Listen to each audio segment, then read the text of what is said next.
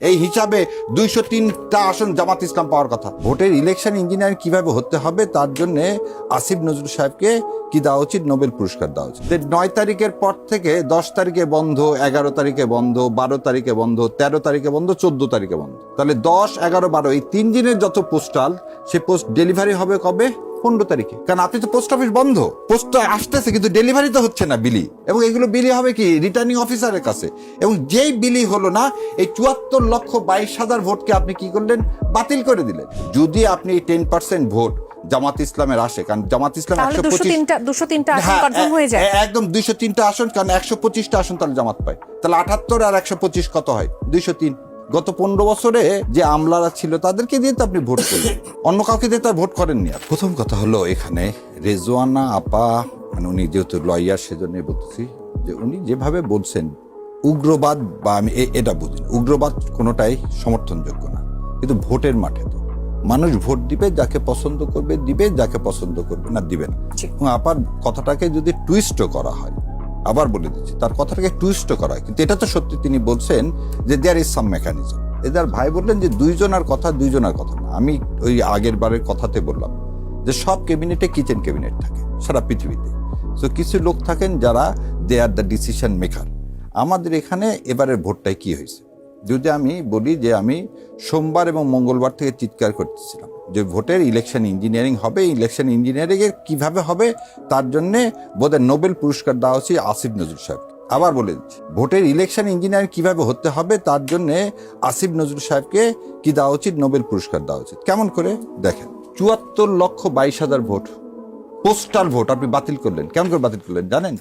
আপনি 10 তারিখে সরকারি ঘোষণা করলেন না ছুটির, 10, 11 তো আমাদের ইলেকশনটা হয়েছে কিভাবে? বৃহস্পতিবার, শুক্র, শনি তো বন্ধ। পোস্টাল রুল হচ্ছে অ্যাডাম ভার্সেস লিন্ডসে, এই মামলায় বলছে as soon as it is posted, ধরে নিতে হবে ইট ইজ অ্যাকসেপ্টেড। তাহলে আমার পোস্টাল ভোট যেগুলো 9 তারিখে আসলো, এই আরপিও সংশোধন করে আপনি বললেন 12 তারিখ বিকাল 4টা পর্যন্ত যত পোস্টাল ভোট আসবে সবগুলো এর সাথে গণনা করতে হবে।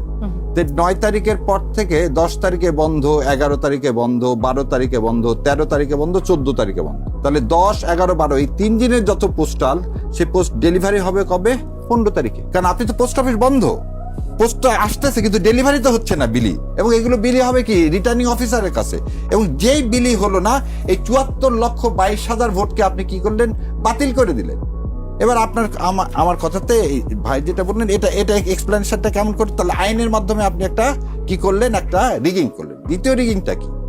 5টা জিনিস এবারে ইলেকশনটাকে কারচুপি করলেন। সেদিন আমি বললাম যে মঙ্গলবারে না সোমবারে আমি বোধহয় ইউকে দিছিলাম যে যেভাবে ইলেকশন হচ্ছে তাতে কিন্তু ফ্রি ফেয়ার ইলেকশন হবে না। ইউ যে কমিটি, সেই কমিটিকে আমি পুরো লিখিত পাঠাইছিলাম। যে কেন লিখিত পাঠালাম? যে 5টা জিনিস এখানে কাজ করতেছে এগেনস্টে। সে হচ্ছে মিডিয়া, দ্বিতীয় যে জিনিসটা বলছে সিভিল ব্রুকেট কি? এই যে ভাই কেন রাষ্ট্রপতির কথা বললাম, গত 15 বছরে যে আমলারা ছিল তাদেরকে দিয়ে তো আপনি ভোট করলেন, অন্য কাউকে দিয়ে তো আর ভোট করেননি। আপনি ভোটের রেজাল্টটা চেঞ্জ করলেন কখন? যেমন একটা উদাহরণ দিই, ইলেকশন কমিশনের সেক্রেটারিকে চেঞ্জ করার কথা সবাই বললো, বিএনপি বললো ওনাকে চেঞ্জ করলে আমরা ইলেকশনই করবো না। তখন বলা হয়েছে ঠিক আছে, আজকে যে বললো ভাই একটু আগে যে মেনে নিছে বাংলাদেশ জামাত ইসলামের আমির সাহেব কি বলছেন, বুকে অনেক ব্যথা নিয়ে মেনে নিলাম, কারণ যদি মেনে না নিতাম তাহলে এদেশে অস্থিরতা সৃষ্টি হতো। সেই ব্যথাটা কি এখন আমরা জানতে পারছি? এখনো আছে। কেন ব্যথাটা মানেটা কি? ব্যথাটা কি বাড়লো? না, জুলাই সনদের জন্য আমরা সব স্যাক্রিফাইস করছি। আমরা তো বুঝিনি যে ওনারা শপথ নিবেন না জুলাই সনদে। ভোটের আগে একবারও বলছেন, দেখেন আলতাফ সাহেব ভোটের পরে কি বললেন, যে এই রেফারেন্ডাম গ্রহণ না করলে ভোটই দিত না, সেই জন্য এই তেলিসমাতি করছে। শেখ সাহেব যেমন বলছিলেন 70 সালে, আরে দাঁড়ারে এলএফওতে সাইন করছি, মজা দেখাবো, আগে ইলেকশনে জিতেনি। একই কাজ হচ্ছে। বিএনপি খালি ভাবছে যে করে হোক আমি তো জানি আমাকে আমার ইন্ডিয়া পার্শ্ববর্তী দেশ আমাকে মেজরিটি দিচ্ছে, আমি তো সেই অ্যাসুরেন্স পেয়ে দেশে ফিরে আসছি। আমি অ্যাসুরেন্স পাইছি, আমাকে দেওয়া হয়েছে। শোনেন, এই হিসাবে 203টা আসন জামাত ইসলাম পাওয়ার কথা। এই ইলেকশনে যদি আপনি 74 এই হিসাবটা কিভাবে করলেন? এই দেখাচ্ছি আপনাকে। আচ্ছা, বিএনপি কত পার্সেন্ট ভোট পাইছে? 51% ভোট।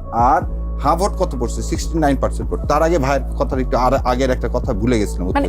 দেখেন হিল ট্রাক্সে বিএনপি জিতছে না, ভোট জিত। হিল ট্রাক্সে ভাইদের বললো যে আমিরের জামাত যে পটুয়াখালীতে আওয়ামী লীগের ভোট চাইছে না, আওয়ামী লীগের ভোট চাইতে হয় না, আওয়ামী লীগের ভোট আওয়ামী লীগ বিএনপি হয়ে গেছে।